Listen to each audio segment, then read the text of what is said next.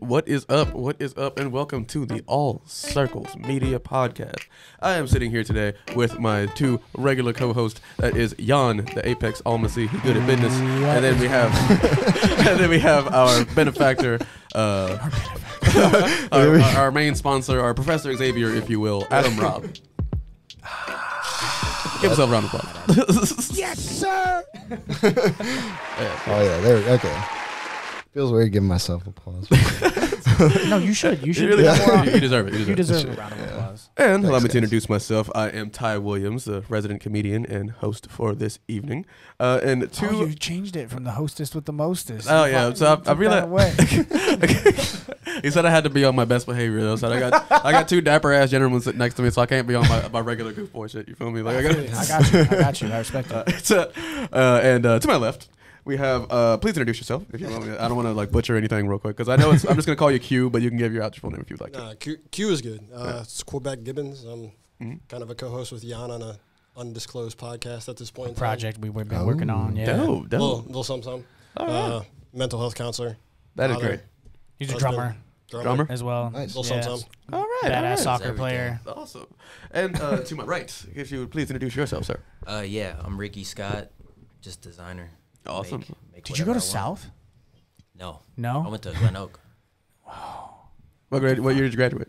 16. 16? Yep. I graduated 13. I feel old as shit, bro. You went to Glen Oak too? No. I graduated from Maslin actually. Oh, okay. Yep. Okay. Maslin, 2013. Yeah. I graduated 2009. Hey, that's what I was like. Hey. Old as shit. You know. I was like, yeah. You're not Like, old. nah, my bones. Yeah. Oh, my back. 2009, man. Yeah. Yeah. I actually found out this week I got psoriatic arthritis. So I was like officially like that's the nail in the coffin for me. It wasn't carpal tunnel. It was arthritis. The whole Well, it might be. Well, I got psoriasis, but then my blood work came back. They're like, so you're like. They're like, are your joints hurting? I'm like, every day.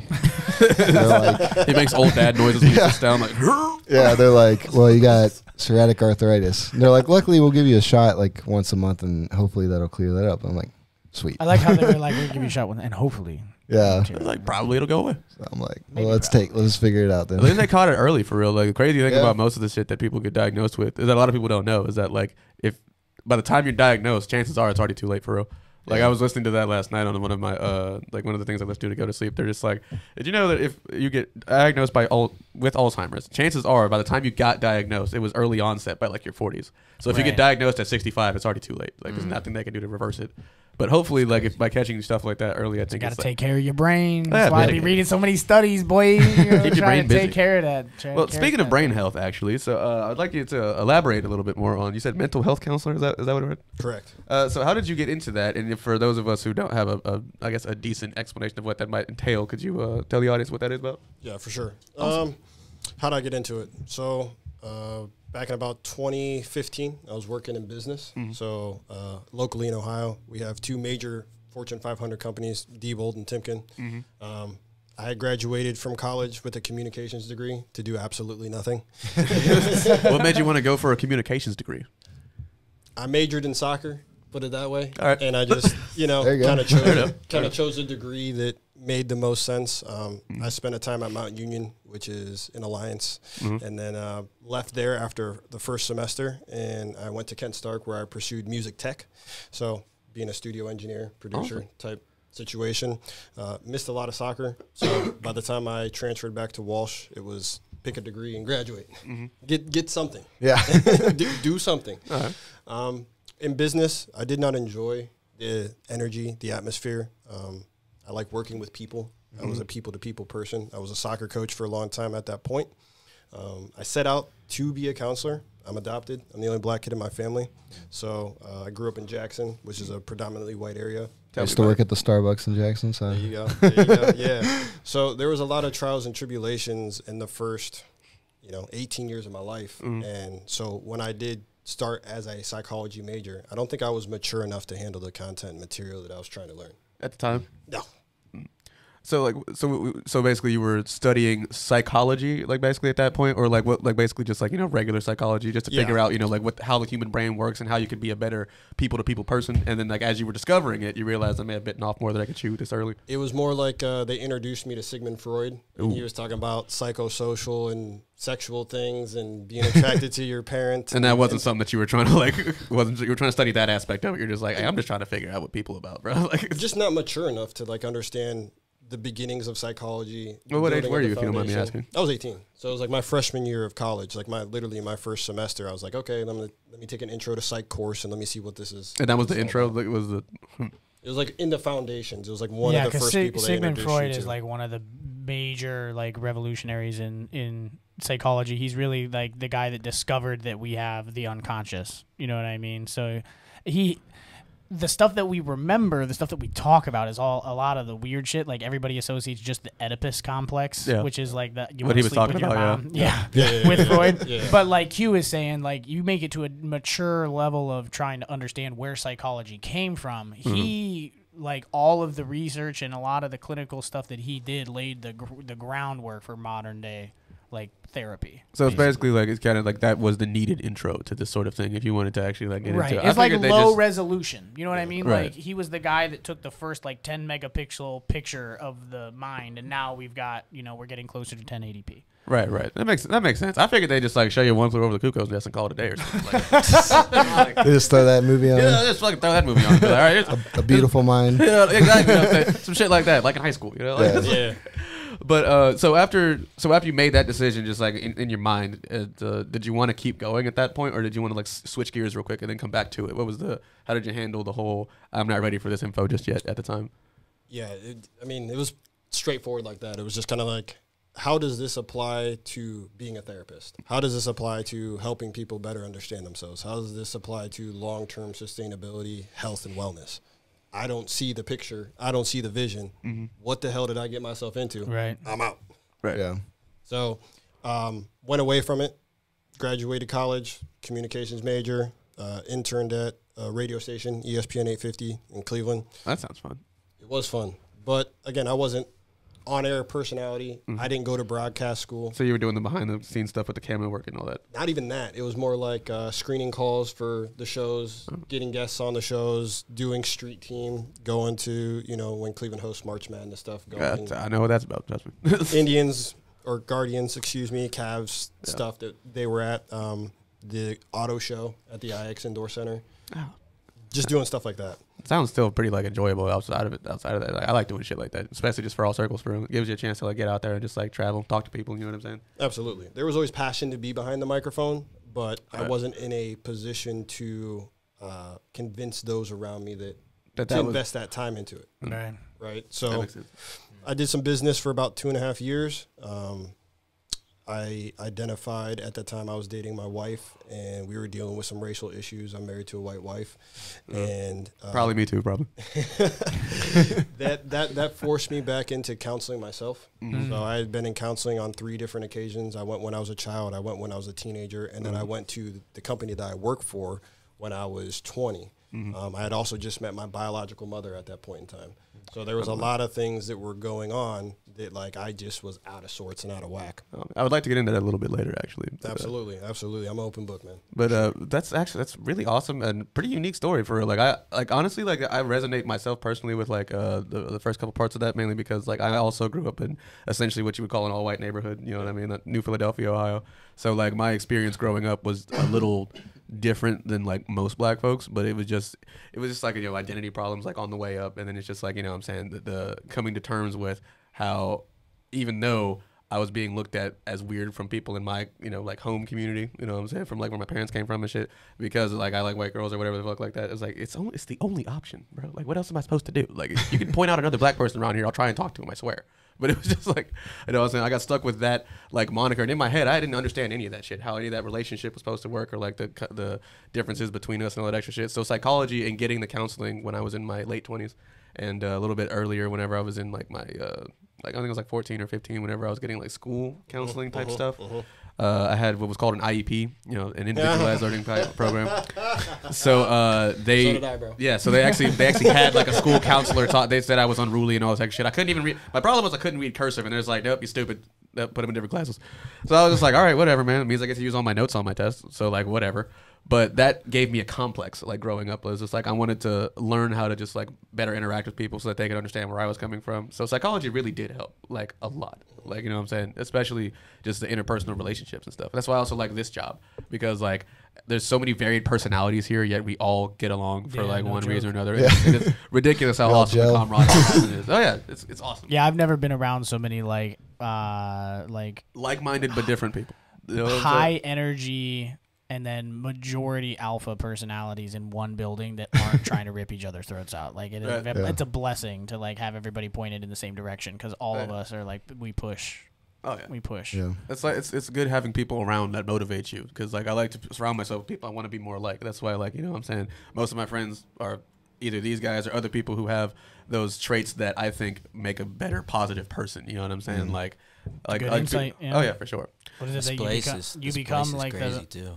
yeah, dude. Like just this house. Yeah. I just see so Oh, much yeah. like just being made here, and I don't know, like this has always been like a dream of mine to like be a part of a house like this with my friends where we could all create. But I'm a little bit of a loner. But like just seeing it, like seeing you guys doing your thing, and Hey, like well, welcome to the pod, Logan. We appreciate sure. you coming on for real. And honestly, for you are sure, for sure. every guest that we've had has said just that. You know what I'm saying? Oh, for real? Oh yeah, okay. for real. They're just like, yo, Vibes are in there. yeah, just the dope. vibes Yeah, are it's always just- real, and they're very I impressed. About literally how we've done grew it. up a minute down the road from Oh here. yeah. I was gonna say I this is wa- perfect. Introduce yourself and like, Oh, yeah. welcome Okay, yeah. yourself to the Well, show. I was going to Give say us though, your like backstory. walking into this house, I was not expecting like it to look like this. You don't know much about this area or whatever, but I actually grew up like right down that way on fuck. Oh, okay. Yeah, I actually grew up right down that way. Oh, I used okay, to cool, live cool. on, I used to live like actually up the street from here, like up the street from here. Oh yeah. I used to Yeah, live. I lived know. down by Schreiber. Oh, That's okay, where I went sweet. to 4th and 5th grade. Canton babies, but Oh yeah. no, shit! just Here he seeing this comes. is That's, cool. that's that boy Tyler Watkins. What's up? That's that boy Tyler Watkins. That boy I'm Tyler. Tyler Watkins. Tyler, you're looking swole, bro. Thanks, bro. Yeah, Yep. you came in at the right time. He's actually homeboy's about to actually introduce himself and tell us what he's about over Oh, here. cool. Yes. So yeah, let's go ahead and start with you can reintroduce yourself and just tell us like what it is that you do around here in the city. Yeah, so basically, my name's Ricki Scott. My brand is Takeover. Kind of trying to rebrand it to just Take. But I've been making clothes and just making stuff, designs for about, it's like almost 9 years now. On and off for sure.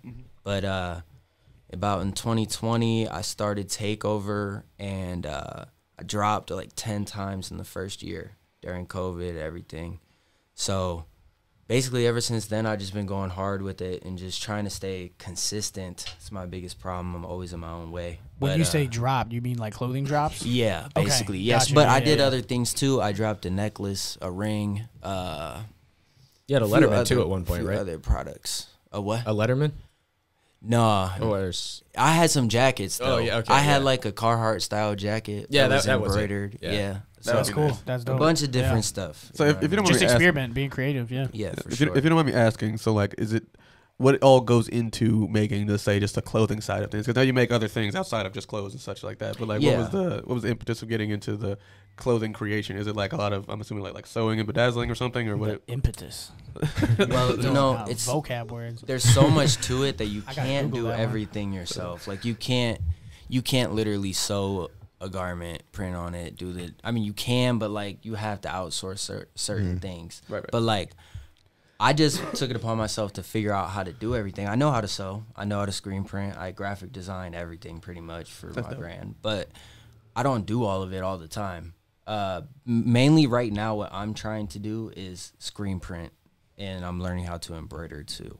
That's So- dope. Personal embroidery would be really dope for real. Yeah. That's cool. That's dope. So that's what I'm focused on right now, just because sewing is so annoying. Like actually making a piece of clothing is the most tedious thing. I can only So, imagine. yeah. Yeah. So the people that do it are like angels. Like they're like the most talented people ever. But How did you Yeah. know you wanted to get into like clothing and stuff? I was just dusty as a kid, man. Like for real.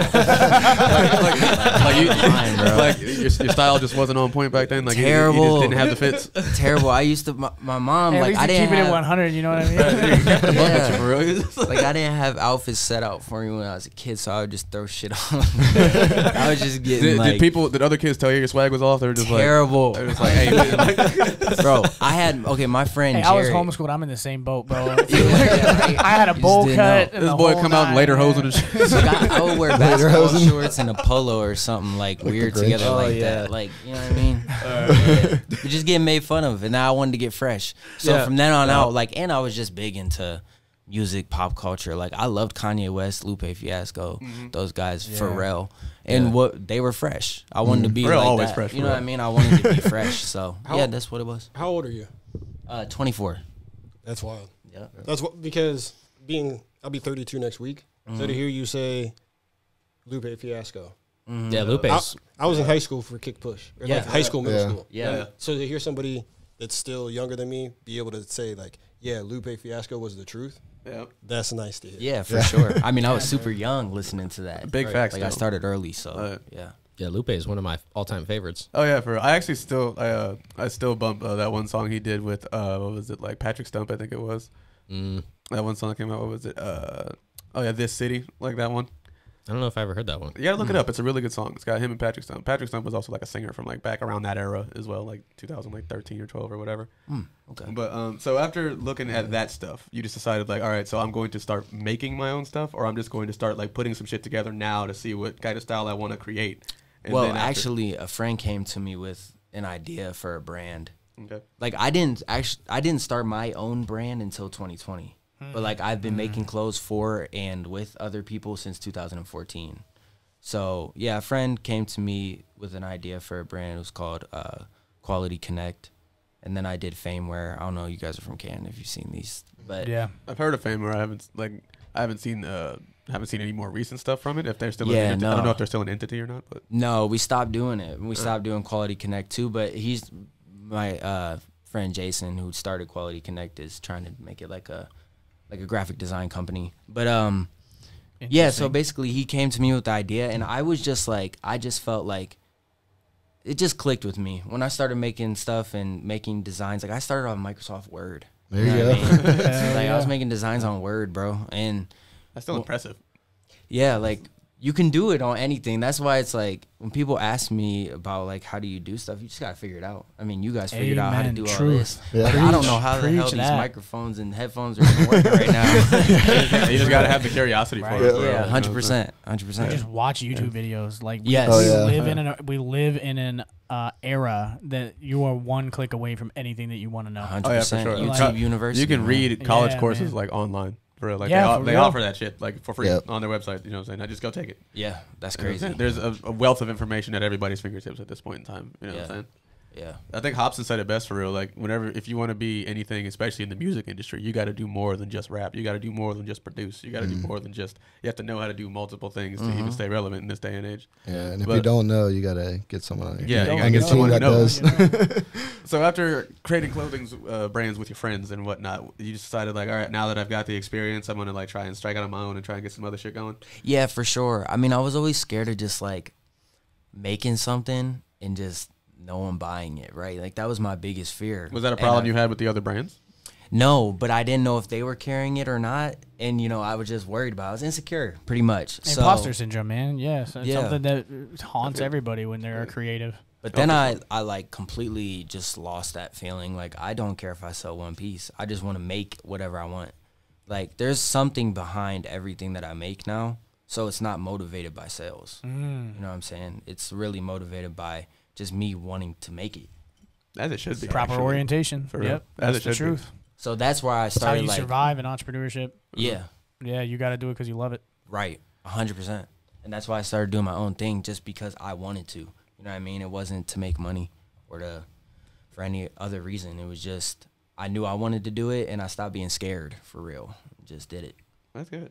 Yeah. For real. And jump off the cliff, build the plane on the way down. I think it was Will Smith who said everything, all the best things in life lie on the other side of fear. I think that was Will Smith who Yeah. said that. Yeah, that was there's awesome. there's this dude named Steven Pressfield. If you haven't heard who that is, and you're an artist or you're a writer, you're a songwriter, any type of creative, and you're listening to this right now, look up Stephen Pressfield. He wrote a book called The War of Art, or the art. It's not the art of war. It's like the war on art or something like that, right? And there's a principle that he talks about inside of this book, and he calls it the resistance, right? And it's this force that every time you try to engage with something creative, it shows up. You can't get rid of it. The only thing you can do is learn how to lean into it.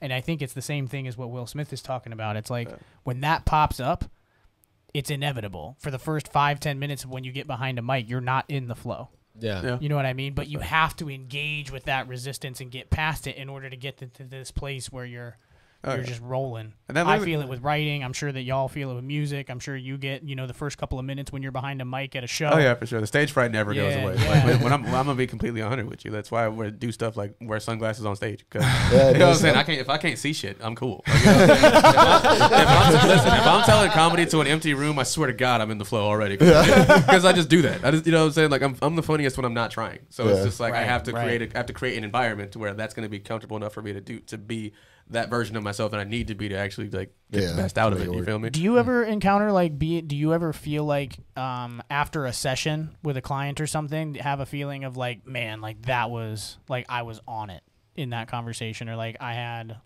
like that was a good session? Absolutely. I mean, how can you not? I think when you guys are talking about a flow state, when you guys are talking about mastering something and just being confident about it, once you get somebody that can stimulate. So, like, from a therapist standpoint, once I feel like somebody is kind of giving me that ability to challenge them to, like, really get deep into something heavy, and, like, you can see that they're like, oh, I never thought about it like that. And I'm challenging you. There are some of the best sessions because I'm highly engaged. There's points in times with certain clients where I'm not highly engaged, and you're just like... Damn, it's been 15 minutes. You're like trapped in like a Nickelodeon classroom looking at the clock, and it just goes... Being held conversationally hostage. Yeah, absolutely. And the session is, we run on what we call a 53-minute hour. So and a full session for us in mental health is 53 minutes. So just about an hour. Right. Just about an hour gives you like, again, technically 7 minutes to like take a piss. Write the note, and then like prepare to get into the next session because I run on the hour. I run back to back to back to back to back, maybe take a lunch, and then it's back to back to back, and I'm out. So it's just constant, like, so basically your whole day consists of just talking to people, talking to people. Take a break, talk to people, then go home. So this is literally my schedule. Right now on Mondays and Wednesdays, I'm 10 to 7. So my lunch is from 2 to 3. Tuesdays and Thursdays, I'm 8 a.m. till 4. And then on Thursdays, actually, I'm 8 a.m. till 5 with a lunch at like 12. And every session, it's 8, 9, 10, 11, lunch, 1, 2, 3, 4, and I'm out. Oh, that's that. Damn. It's a lot of therapy, man. That's a lot of therapy. I mean, like, talking. That definitely goes back to what we were just talking about. Intense conversation, too. You got to love what you're doing to keep doing the shit. You feel me? Like, you know what I'm saying? You have to actually...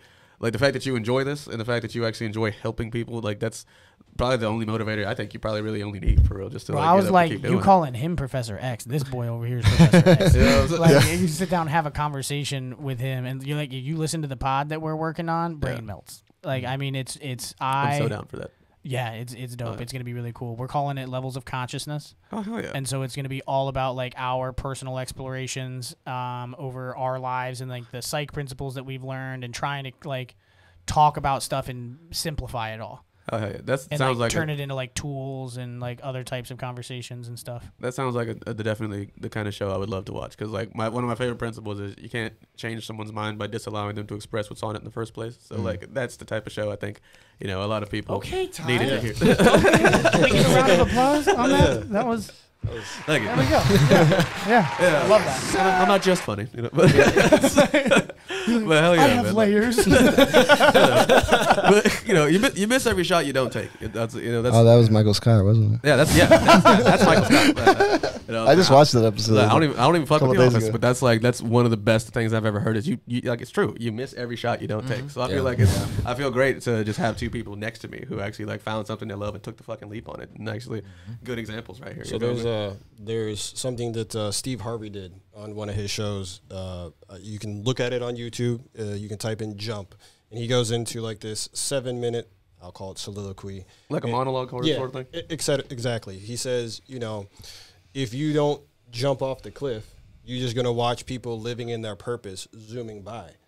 He said there is no safety to the jump. Like, you're going to get scraped up, but you have to try. Right. Or else you will never find out what your purpose will be. Yeah. It doesn't mean it's easy. It doesn't mean there's no fear. It doesn't mean that your parachute's going to open. But if you don't jump, you ain't going to know. Exactly. Right. Nothing in life worth having is ever easy. Hell yeah. Like, if you don't fall, how the hell are you supposed to know what getting up feels like? Right. Yeah. Well, and he, I love the fact that he, threw in there that, you are going to get scraped up. Yeah. You know what I mean? It's inevitable. There is inevitable. inevitability behind that. If I had to, I would not trade the last 2 years of my life for anything, right? But quitting nursing, getting out of the military, and then having to, look at my family and be like, I just gave up all of my benefits and cleared out my retirement fund to invest in my own company. They were like, huh? You know what I mean? It's called risk for a reason. Roller coaster, and it just, but it those ups and downs. They talk about coal compressing and turning it into a diamond, right? It's like that shit that made me, bro. Pressure pushes it out. Yeah, it's it's like a cleansing fire, right? Like when you jump off that cliff, it might get hot, but it's only burning off shit you don't need. Exactly. Yeah. You know what I mean? Stuff that's holding you back, stuff that's not making you a better man or a better woman in an entrepreneurial position, right? Like, it's going to burn off all those pieces of you that need to go. Oh, for sure. In order for you to make it to that next level, because it comes with responsibility. To put me into the situation to back that, right? So when it was 2015, my wife is a physical therapist, so she's living in her purpose, and she's looking at me, and I get home from work on a Friday, and I'm worried about Monday. Yeah. Before I even get home, I'm like, oh my God, you're thinking ahead. You're like, I can't. Can't not want to go back to work on Monday because it's going to be hell. And she looked at me and she's like, Q, you are miserable. You need to find something that you love to do. Now, keep in mind, working in a Fortune 500 company, I was very blessed. I was making $40,000 a year. I had leased a car. So financially, you were stable as fuck, so you really didn't need to quit. I was fine. Yeah, I was fine. But my soul was dying. Slowly. I know exactly how that feels. I know exactly how that feels. Man. You just feel empty. You don't feel true. Like what you're doing has purpose to it.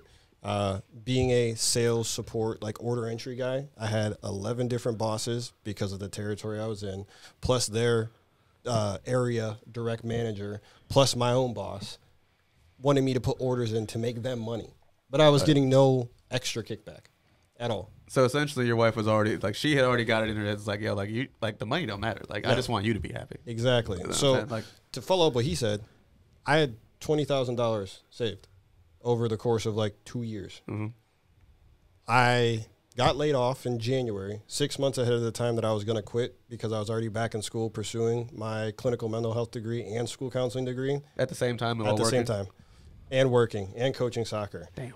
So that's what I'm saying, dude. I got laid off in January. Got a nice severance. Beginning of the year, you got laid off? Yeah, it was quarter one. Damn. So 6 months ahead of time, I was like, all right, I'll be fine.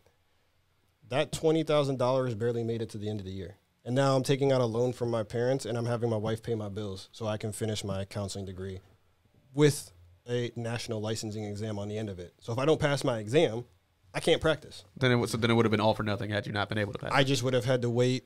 I want to say it's 90 days to take the test again. Oh, by the way, I got engaged to my wife, and we were trying to plan a wedding. All at the same time? Damn. So to say that, risk is everything, something that I tell people in my office is, there is risk in every decision that you make. It just depends on where you quantify the risk. Mm-hmm. So getting in the car and driving for a lot of people is, low risk. Yeah. Despite the fact that there's anything that could happen on the road. We're texting. We're not paying attention. We're bumping tunes. We're not we're you know what I'm saying? Not accounting for other drivers and what they might be doing. Right. Not at all. But for somebody else, there's other things that are higher risk. So no matter what decision is, it comes in on a risk scale. You just have to determine if it's higher or lower. For sure. Did you feel a lot of risk when you started your clothing stuff, or when you started making clothes for people? To be honest, not really, because when I started my own brand, I already been doing it for so long. I guess when I first started, yeah.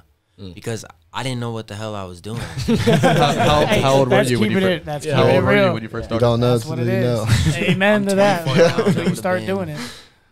Wait, I'm trying to think. I would have been like 16, 17. 16, 17, Yeah, just 'cause- started to start making clothes. Yeah. Just was like, yeah, I'm down. Let's do it. And then so like at the time people started fucking with it, and then it's like, so did you become known as like one of the guys who just like, you know, like that's the drip broker in for a minute there? Yeah, it became a point like Everybody's got one. year. That should be a T-shirt. This is our official drip broker. Yeah, there you go. Everybody needs one. Yeah, the senior year in high school, like, yeah, it was a lot of people walking down the halls wearing Quality Connect, and Yeah. So you won best dressed with no support, is what you're saying? I didn't, man. I was so pissed. They gave it to a kid. They gave it to a guy who wore khaki shorts and polos every day. I'm like, Oh, this what what you is gave this? it to? Like, looks like he's about to go golfing or something. I'm like putting on fits every day That's from wild. the thrift store though, like curating shit. Yeah, but the boy got his Macklemore on, it didn't work. Damn. yeah. I try my best, man. I mean, if the clothes smell like R. Kelly sheets, I wouldn't vote for you. no, because I Like, had hey, you the, look nice, but I had the curve on over top of it though. You can't forget the curve. the curve is Curve crazy. and bod, bro. Yeah, the bottle looked like a Windex Hey. bottle. Oh, yeah. Before you leave the house, yeah. That's that God. Dollar Tree swag, right? There was that one kid that used way too much of that, and you're like, Hell yeah. And it'd always be in fucking gym class. You notice. The kid who never wore deodorant and then just used Axe. Like, yeah, Like a shower, like, bro. took a shower and Wow, accident that's left. a weird mix. yeah, like, that was those terrible. commercials aren't real, bro. It was a very specific smell. It was odd. But That was funny. so in high school, you make clothes. It's kind of it's going well. You know what I'm saying? You're an adult. Yeah, not bad for Yeah. for a kid. All right, for so sure. so you transition into adulthood, and like now you're sitting there like.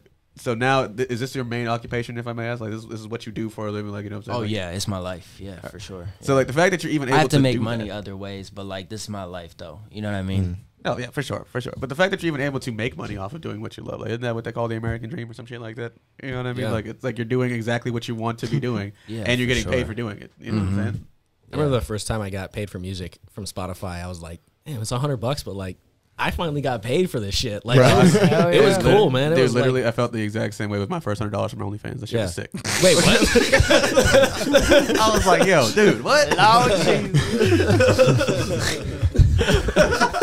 Well, y'all got paid gigs on this tour too, right? Yeah, we've got paid. Yeah, we've been paid on tour, which They is paid me for everything I've hosted for them. Like, Yeah. anytime, like ever since I started hosting for All Circles Media back in 2020, Yeah. I've been paid for Sometimes everything. it might be like $10, but at least we you know you're taking something home. yeah, we like you got right. something. Yeah, they done paid we me. try to make like I think it's- that's one thing that we try to set ourselves apart in this area because like I feel like a lot of artists they do shows and they're like, man, I just got like no like nothing happened. I had to Like, pay to I had go to there. pay to go there, Right. or Yeah. like there was like 3 people in the audience. See, like, but what was the point? At that point, you kind of That's have to just be doing it. discouraging. At that point, you It kind of is. have to be doing Yeah. it for a little bit of the experience for real, because that's bound to happen, especially when you're Yeah. starting out. I feel the same way with Yeah, comedy. people have and no stuff. idea who you are. Oh yeah, Shit. it feels the exact Yeah. same way with comedy and shit. Like, but had you guys not given me the opportunity to host a show for you, I then never would have known that I could do it. Yeah. And it was because of those first couple shows that I did for you guys that now people pay me like $200 to $500 just to do other stuff. Yeah. You know what I'm saying? I've got Just to host for Right. them, and I don't even be doing comedy for them other shits. Like, I Yeah. just talk. I've got a nice little verse in one of the songs I recently wrote, and I'm just gonna say it. I'm not gonna rap it, but it goes something like, "Janky ass promoters charge for shows we top in. We the only group to pull a crowd when we pop in." That's a good one. Ooh, I yeah. like that. That's a good one. Ooh. That's dope. Yeah. Did you ever play gigs, Q, when you were drumming? Oh, for sure. So Musica was a big stop Oh, yeah. up on East Market. The older Oracle, like Oh, yeah, the underground. Before where it's at before right the now. That new was the one. best Oracle. Oh man. yeah, It was that's so much. legendary. That was like my place. Yeah, that was I right. did like schoolwork in there. So that was right when I kind of started like tapping out of the kind of like the indie music scene. Mm-hmm. At that point, that was probably 2010, 2011. Mm-hmm. Is that when you developed your passion for like the drumming and whatnot? No, so I played 2004, 2003, 2004, 7th grade. Drumline. You know what I mean? Good movie. I'd always wanted to play drums, for real. because my parents are white and I'm adopted, they thought it was like African hand drums, and I was like, Mom, what, what is this, man? Hey, where are the sticks at?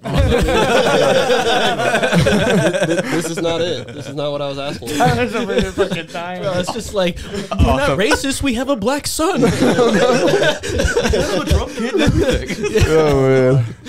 No, So you played snare? yeah. So I did. I went to Zampino's drum shop. That was in here, right in North Canton. It closed down probably about 5 years ago. I got my set from Pellegrino's back when it was a thing. Oh That was still yeah, around. Zampino's, it's like I would have said it was like a local hotbed. I truly wish it was still open. They had so much of the nicest like drum equipment. You know, people go in there and they would sell their kits. They had a piano teacher that would work out of the basement. They had some guitar lessons going on. Like, it was just a really, really niche but awesome feeling to have like a very key central drum shop where you could get anything. Drum heads, snare drums, drum sets, electric drum kit, individual pieces, drumsticks, whatever you need. Hi-hats, you all could that? get. All that. Everything. Damn. So Were you trying to play in bands at the time? Like, is that why it was so like, you know what I'm saying? Because you need all this equipment just to like, were you drumming personally, or were you actually trying to practice to like get yourself on a performance level? it was more, I joined the school band. So, you know, you're doing your concert band. Like the drum line and shit like that? Yeah, well, not until high school. So it was more concert band. You do like your orchestral music type stuff. Then you have your solo and ensemble competition where you put like a piece out that you work on with your private lesson teacher. Our drumline instructor would then give us ensembles where it'd be like timbales and marimbas, snare drum here, a couple of different pieces of percussion music that you put out, and it's very judged. So that was fun, 7th and 8th grade. High school, that came the time where all of my soccer teammates were going to these local shows. So there's a place called Lake Cable Clubhouse off of Fulton across the street from a Winking Lizard. They used to host shows there all the time. I ain't know nothing about nothing, right? I'm the black kid, listen to a lot of hip-hop, don't know much about rock music. Right. All right, I'm going to go to these shows because my homies are going to the shows. Right. And right there, when I saw this band called Hey Sandy, this is Hey Sandy, man. my man. I love those guys. Josh is the band. Hey, my man. That He was knows gr- what I'm talking about. Man, I still listen to it. I have their album in my car. It's in the rotation still. K is a classic. Yeah. I don't think people can understand. It was like Hey Sandy, 40s, my band, Yep. a bunch of bands back in the day. So like a lot of those guys went to Jackson. So once I saw the type of energy that they were cultivating in like a local show, I was like, damn, I want to do that. Like, They were playing Evolution Skate Park. Remember that? See, I didn't, Those I didn't shows go were to dope. some of those shows. It was more like This shit sounds lit as hell. I'm trying to miss that. Evolution skate park was the bomb. Yeah, they were like the craziest shows because you're like up in this little loft and like the gate, like the railing came up to like your hip, and so like they were moshing up there, and then you get thrown, and you're like, I'm about to like fall off this thing, but that's hardcore. So Hell yeah. like Josh and Ryan, and then Josh Board, and then Brian Watson. They were all 2 years older than me, high school wise. So like I caught on when they were doing most of the churches. oh yep, It's like Jackson Friends. yeah. Jackson Friends threw on the craziest shows in the Yeah. like Java House. The Java House. That was yeah, some of the Mugswigs Yep. stuff that they were doing at that point in time. So I definitely wanted to get into that. It took about 3 years before I actually got in a band that was actually performing, and they were competing in the repository battle of the bands. So they brought me in. I competed in the repository battle of the bands in 2009. My band won that year, which was dope. Hell yeah. What was the prize? What did you guys win? So they, at that time, were bringing the John Lennon educational tour bus down and allowing you to cut a music video and a record. So, like, we basically got pulled out of school one day to cut one of our records, and they shot a music video as well for us, That's awesome. That's dope. which was That's super, dope as shit. like, it was super Yeah, fun. super I mean, like, That's cool. the tour bus, like, expands out this way. They had, like, an electric kit placed in it. All the guitars and stuff just ran DI, and they just busted. Sounds like an busted out. amazing experience for real. It was especially that super young. dope. Yeah, it was super dope. So after that, that band kind of disbanded. A couple of us created a band called The Revision, and that was just, we played at House of Blues for a Battle of the Bands. I played at, what are some of the Cleveland scenes that are closed now? Like Peabody's. Yes, Yeah. I played Peabody's in one, not the main stage, but I played in like one of the back stages. I think it was like Madison East. Oh, was okay. headlining the main stage. And it's taking me back to Yeah, some- it's like way back. So like when you talk about playing for nobody or, Yeah. 3 people. Next to nobody, yeah. You know, Everybody that's actually performing. Yeah. That's Yep. the only people you're performing for Right, sometimes. been there, done that. Yeah. Did you ever have a situation where like certain people came to see one band and then after that band left, you got up there and there was nobody, like everybody just dipped off after that? Well, the problem for us was, especially with like the Musica, not a problem with the venue, but we were still just the local guys. So it was our responsibility to bring and sell like 50 tickets and get people to try to come and see us that want to potentially maybe see the headliner. So like we were always on first. So all of our people would show up. We'd be on first. The crowds would kind of be kind of small, and then they grow after we were already done. The biggest show that I played in was a show with a band called Push Play. Oh, yeah. And then, so, I mean, we opened for them. It was cool. There was a bunch of, like, fangirls there because they were, like, a super poppy band. So it was cool, but, like, as the show went on, music had got more and more packed. So we missed, like, the prime hour because we were always the opening act. Damn. Yeah. And that's just kind of what that's just... It the just local happens band, sometimes, yeah. yeah. Yeah, being a local band, it was your responsibility to try to bring people to the show. Oh, yeah. So would we get a kickback? Yeah. Would we like divvy out like maybe $15 to the 4 of us each or something like that? Like maybe you get $70 maybe or something like that. So you're like, this is gas. Yeah. So at the end of the day, some of my guys were at Akron University, so they had a house up there. So we just started turning to more like house shows. Yeah, that's those were a good idea for real. You know what I mean? Those were lit. You just put a bunch bet. of people in the basement, like a bunch of your closest friends, play your set once or twice, maybe a couple of covers. Everybody enjoys it because they came to like watch the homies do what they do. Yeah, this came to kick it for real. Yeah. That was the best Have you- era for like house shows. Have you been So to dope. like local musicians? Because I know you through Gabe, so I know like you've worked. Maybe Oh if you've worked yeah, with Gabe I've been to plenty of shows for Gabe and other people too. Talking about Gabriel the Angel? Yeah. Oh, yeah. I like that guy. He Yeah. did that painting right over here. Yeah, it's one of his I don't know pieces if you of can work. see it from where you're sitting. Yeah, his artwork's right back there. He like came to be on the podcast. He's like, I brought a painting. We're like, sweet. Sounds like some shit We'll DJ put it Khaled up. would do. Yeah. He's like, Show I up got with you a a painting. poodle. I need to bring. He painted the Heartbreak Hotel painting. I need to bring Another that one. in here. Oh, That'd be a good yeah. one. Somewhere. Be a nice one. Yeah. That'd be sick. So Hey. like, is it easy collaborate? Is it more easy to collaborate with people who are in the entertainment sphere of what we're doing? Whenever people need like commission clothes making, or is it just like you prefer to make like your own stuff and just kind of like just pimp it out to whoever, or do you prefer to take commissions? Oh, I like doing both. I mean, my passion is in my ideas for sure, but like even if I do some stuff for you guys, yeah, I'm gonna have a lot of fun because you guys, especially with people who are open-minded, you know, creative like you. So yeah, it's fun all around, and it makes me better at what I do regardless. So, you know, if I can do it and, you know, and it makes me money and I love doing it, why not, you know? Yeah. But the passion is in my stuff though, for sure. I agree. It's really hard sometimes because it's like what I do is not so vastly different from what everybody else on the team does or whatever, but it's definitely a different beast when it comes to like not only having to maintain the maximum amount of originality, but like making the most out of your time, like whenever I get to do whatever it is that I do. Yeah. So it's just like it's very frustrating sometimes whenever I think like because like when it comes to writing jokes, right? It's almost impossible to say that the premise you have hasn't been done before in some way, shape, or form. So like whenever I'm writing something or just trying to make sure that like my idea hasn't been already put out there in the way that it has been, I have to do a crap ton of research before that. You know what I'm saying? Oh yeah, Like just like a fuck ton of research just to make sure I'm not ripping somebody off. Yeah. Because that's a really big problem Oh, yeah, in especially the in the- comedic sphere. Yeah. For real. Like that's what They'll like blackball you for it. Dude, Gabriel Iglesias, not Gabriel Iglesias, the fucking what's the other guy's name? Carlos Mencia. Carlos That Mencia, guy. yeah, he got- literally his whole career fucking done because he got caught stealing jokes and shit like that. Didn't You Amy know? Schumer do the same thing? She Yeah, like, steal yeah, jokes from people? but see the thing about it is she has a bunch of other stuff that she had invested in before she had lost her fucking comedy chops. That's why she doesn't do any more specials.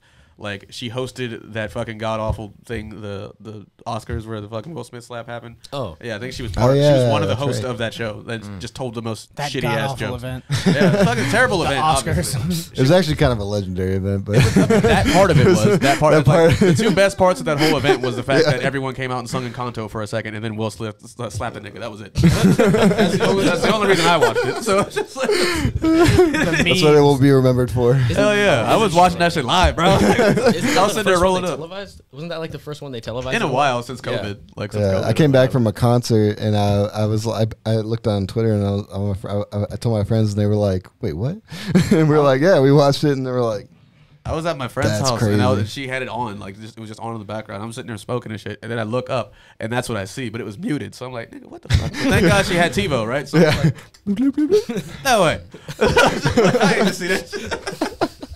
That was one of the better podcast episodes when we got to talk about this shit the day after. Like, Yeah, that was a wild situation. oh man, let me ask you, how did you feel about that? Like from a psychological standpoint, what was your reaction when Will Smith, at probably the height of one of the best moments in his career, because he shortly won an award right after that for a really good performance in a really good movie? What was your, like, the whole shit encapsulated? What was your response to it? Like, I was disappointed on multiple levels. I mean, I was again growing up in a white household. There was not a lot of black influences around. no, you were raised Bill Cosby black for sure. Sure. Yeah. Yeah, that's for sure. So like watching Fresh Prince, right? That was, we didn't have cable, so that was like one of the shows. Yes. So Fucking amazing show. Being into Will Smith, who he is, who he portrayed himself to be, to see that type of situation happen on that level, I was frustrated. And I haven't read his book to know the insight as to like his upbringing to understand why he did what he did. Yeah. But I was frustrated on a marriage level because I do couples therapy. I do divorce, premarital, marital type of therapy as well with people. That's got to be tough. And I would tell a lot of people, why were women not frustrated with Jada for not being able to sit there and say like, hey, it's fine. Don't worry about it.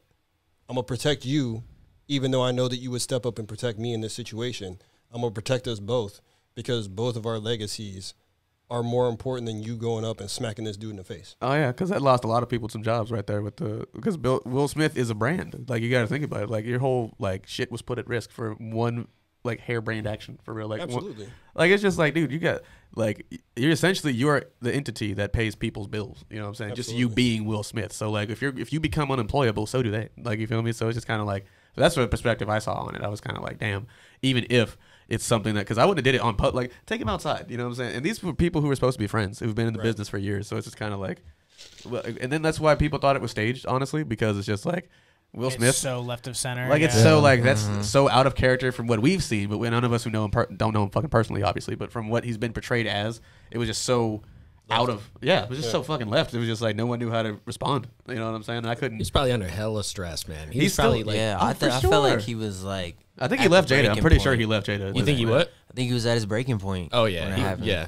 And that's For where sure. I just, again, when choosing a woman to stand beside you, like you would hope that as much as you want to protect her, she would value protecting you. Not be like, okay, queen, yeah, that's your king, yeah, blah, blah, blah, blah, like this is what it is. Like, it's like, nah, like, why didn't you, when you saw that he stood up, why didn't you put your hand on him and say like, hey, I appreciate what you're about to do, but like, not here. Let's Maybe let she cooler didn't- heads prevail. Maybe she didn't know he was gonna slap him, or like she encouraged him to Well, slap because him. that's when you look at the fucking footage. Like, she looked at him. She laughed at first when he said what he said, and then so did Will. And then she stops laughing, looks at Will. He stops laughing, gets up and slaps a nigga. So I'm just kind of like, that was a very weird chain of events. So it's not like she prompted him to fucking get up and do it. He just took it upon himself to be like, oh, it's not funny anymore. I have to immediately react. And it's just like, what? When have you ever had that fucking reaction? Like, it's not I to don't mention know. it's a comedian. They bro. were probably in like it's- arguments before about, because like people make fun of her bald head all the well, time. They you probably never- got into Okay, but, like, arguments Yeah, about. you never like, know where people are yeah, at. And yeah. like That's that- fair, but it's I just mean, I like, think where is your marriage at this point to where like you've already been made fun of for being a cuck, to where now you're going to do the weirdest thing in the world by standing up to fight for a woman who does not have the wherewithal or want to fight for you whatsoever.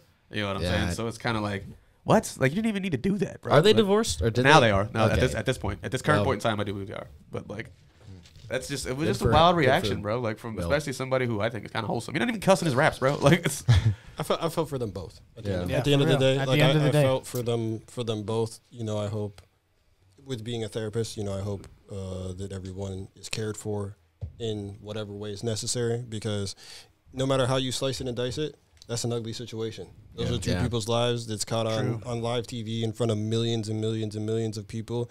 That like we can sit here and understanding the power behind the microphone and the power behind a camera and try to respect that at all times. But like, you can't unsee that. Yeah. Right. Very true. Yeah, It's the internet can't unmeme it. No. No, Yeah. that's the crazy part about it is that like Now it's integrated into culture. Yeah. you essentially give up your right to privacy when you do stuff like this. So it's just unfortunate. Yeah, that's celebrity. Yeah. You That's don't just- have yeah. privacy anymore. No, It's but gone. you got we're entertainers. It's kind of what we do. You I know? think that's sad to me. You know, that's sad because I think we live in a world that as much as we try to weed out the creatives and we're like, hey, be an engineer, be a doctor, do this, don't try to create. That's not going to make you blah, blah, blah, blah, blah. That's not secure enough. Each of those people that say that thing probably could quote a musician, an actor, an artist, a comedian that like affected them in some way, shape, or form, gave them some sense of happiness, did something for them at a moment in time that memorialized something that was a soundtrack to their life. Oh. Yet we want to weed them out, Yeah. and we want to be all up in their life and disrespect them and then crucify them once they make a mistake. Yeah. Or Come make a on. decision that we as the populace don't approve of. Yeah, I think. It's like, Right. Yeah. Or that we in the populace probably have done yeah, in Yeah, and then we- multiple occasions in Yeah. our lives. We Yeah. just we weren't on Yeah. live TV. yeah. It just didn't get captured. You know what I mean? Oh yeah, and don't get me wrong. I feel like that's why I'm glad that we have celebrities who give us a different example of how you can handle that sort of stuff. Like how Miranda Cosgrove, as soon as she was done with iCarly, dropped out, went to college, and decided to come back on her own. Like, and then it's crazy because it's like as popular as she was, and everyone surrounding her else who was on that channel and how they blew up and became musicians and all that. She's still just as famous as they were, but she is the kind of celebrity that I would like to be, where she just kind of like dipped off and did her own thing and didn't have everybody in her fucking business. Yeah. So that way she could actually live the life she wanted to live. And that's Yeah. how I feel like all of us should be given that right to privacy. But it's crazy that some of us, like most celebrities at least, have to like go all the way out of the way to do that shit. Yeah. Like, doesn't Post Malone have a bunker somewhere? Just Yeah, maybe he's chilling like- in just because he. Where's he at? Utah, I think. I believe so. Yeah, like he bought it out in Utah. It's just like I don't want to have to go extra out of my way to keep my own self. Well, we all answered the question of like what level of fame. I think you, me, and Adam did. Yeah, we I don't had- know we if had a- you, we had a whole you podcast guys where we- definitely didn't answer it. So I guess we'll ask you we'll ask it now. again. Yeah, what level of fame would you be comfortable with reaching, and how would you handle it? Not too much. A little bit. I'll take a little bit. I like being more behind the scenes. Like the guys I study are like, you know, but they're famous though. Raph Simmons, Yeah. Martin You got Virgin Margiela. Abloh. Would know you what would I you mean? would you like to be Or Johnny Virgil. Dang famous? That's it. What's that? Like Johnny Dang famous? Like, you know what I'm saying? Nah, nah.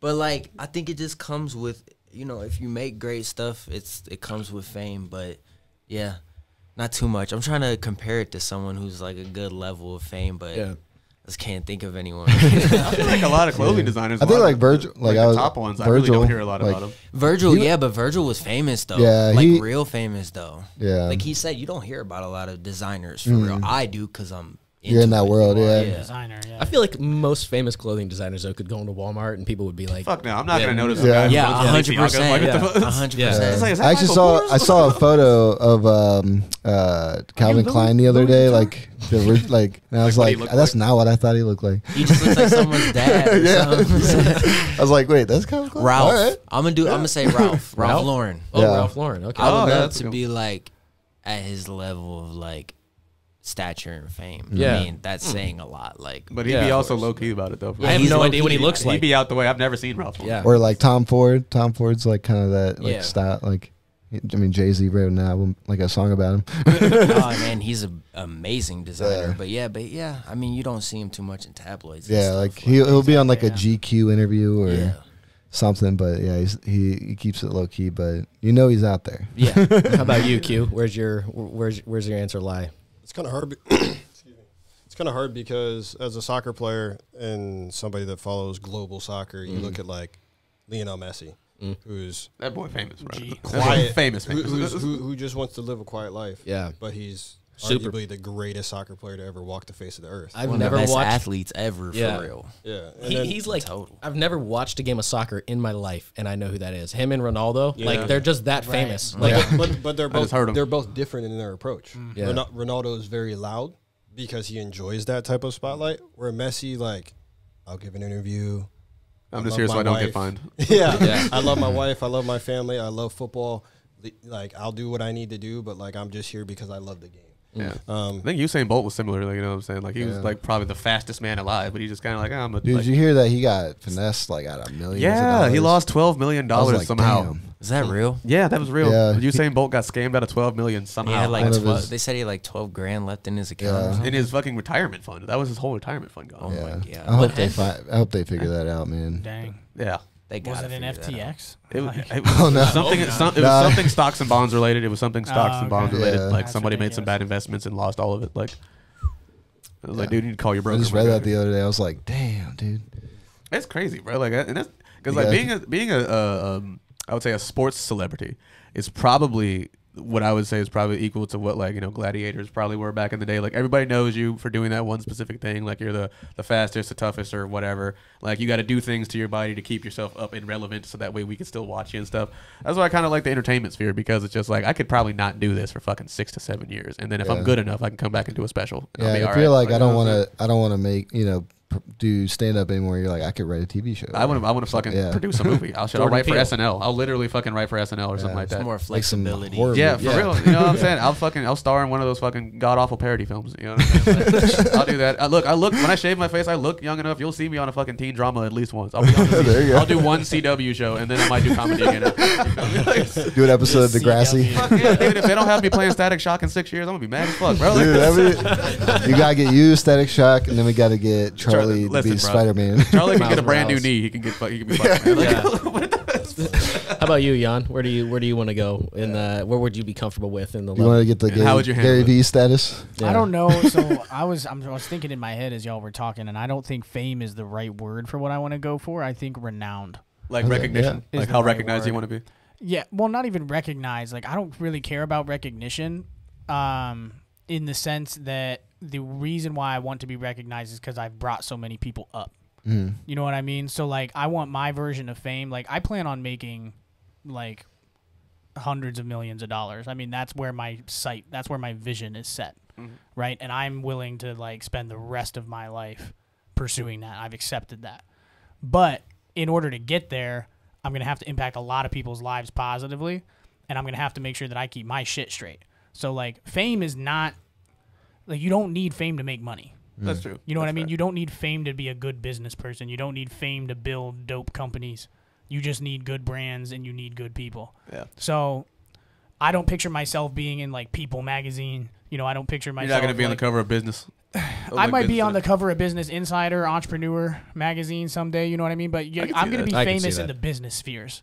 You know what I mean? I'm going to be famous for decisions that I make when the stock market takes a shit. I'm going to be like, those are the types of decisions that are going to, like, probably bring me notoriety. But I feel like I would be comfortable with, like, you know, getting to the level where I'm talking to state representatives and senators and stuff like that about policy for the state because I'm funding different things. Like, that's where I'm picturing myself. That sounds like a really good endeavor, honestly. I feel like if I were to ever get past, like, just making enough money to, like, make sure myself, friends, and family are satisfied, I'd probably just invest all of it for real. Because that's my whole thing. Yeah, is dude. I mean, I'll I've probably already just- started. Like, we have a Right. school in Africa that we built. We're building a second building so that we can have. Right now, we have K through 5, and they're dope. all getting older. So, like, we need to make sure we have a second building so we can have 6 through 8. That's dope. You know what I mean? I And, like, hope I'm I can already invest starting in to that. do that type of stuff. I hope I can invest Nice. in Akon City for real. I want to help him finish that shit. That'd be dope. To answer your Yeah. question off of what he said, because Jan and I have a thing. It's, A wavelength, yeah. There's a wavelength there. If I'm famous to my son, because I have a 15-month-old, that's all that Congratulations. matters. If I would attain a level of fame, I would think it would be some leading role as a black therapist and encouraging and showing the black community that therapy is for everyone. Send Tyler Perry an email. Yeah. You know what I mean? Yeah. At the end of the day, because I work in a predominantly white field. I work in a predominantly female-driven field. And then there are not a lot of males, regardless of any color, Yeah. in my field doing what I do.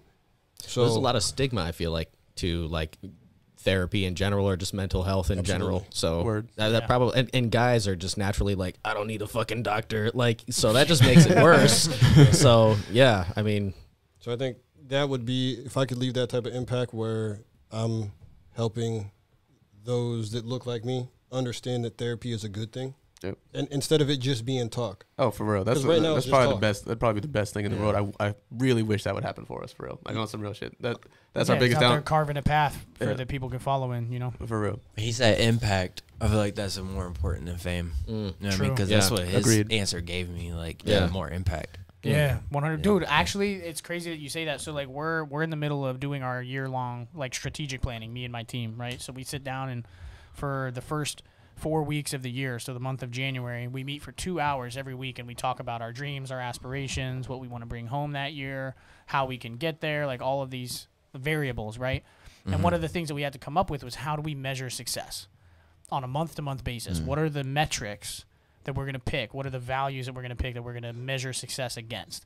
And what my team, I was so proud of, like, the culture that we're building, and it made me really, like, happy as somebody that's been trying to build this for 5 years, that they chose 2 metrics that were, like, our top priority.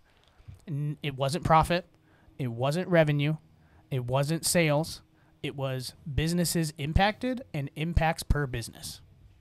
So the 2 metrics that we're going to hold ourselves accountable is, like, every month we want to impact 20 businesses, and each of those businesses we want to impact positively in 3 ways every month.